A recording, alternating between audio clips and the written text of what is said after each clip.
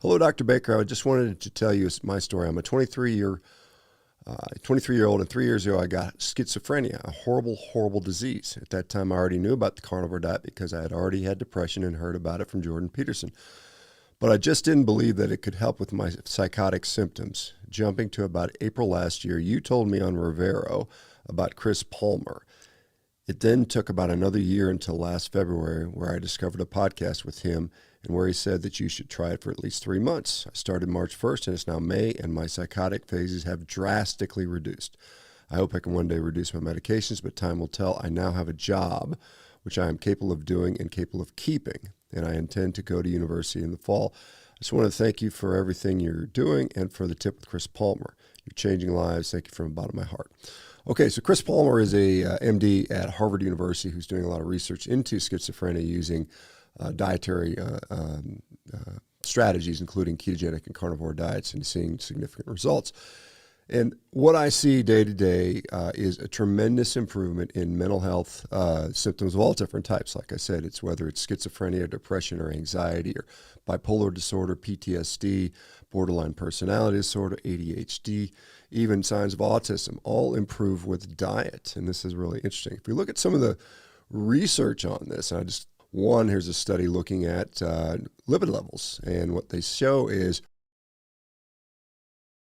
higher cholesterol levels and lower triglyceride levels tend to result in better cognitive performance and reduction in symptoms, particularly those people experiencing first episodes of psychosis, which is associated with schizophrenia. So, higher cholesterol levels, including LDL, and lower triglyceride levels tend to result in better cognitive performance and reduction in symptoms, especially for those experiencing first episodes of psychosis, which is associated with schizophrenia. You're more likely to develop a schizophrenic episode if you have low cholesterol and high triglycerides.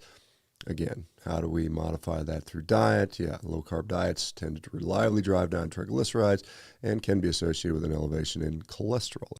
You are more likely to experience schizophrenia if you have low cholesterol and high triglycerides. Low-carb diets tend to reliably drive down triglycerides and can be associated with an elevation in cholesterol. Again, we demonize cholesterol as awful and evil all the time, but yet it's critical for function and often mental function. And so that's an important distinction to make. I think we're missing the mark on our never-ending quest to always lower cholesterol levels. Is all high cholesterol always bad all the time in all peoples? I don't think it is. I think the research doesn't support that it is. I think, depending on the type of cholesterol, whether it's oxidized, damaged, and depending on what else is going on metabolically.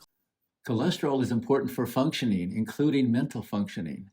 We are missing the mark in the never-ending quest to always lower cholesterol. Is high cholesterol in all people all the time bad? No.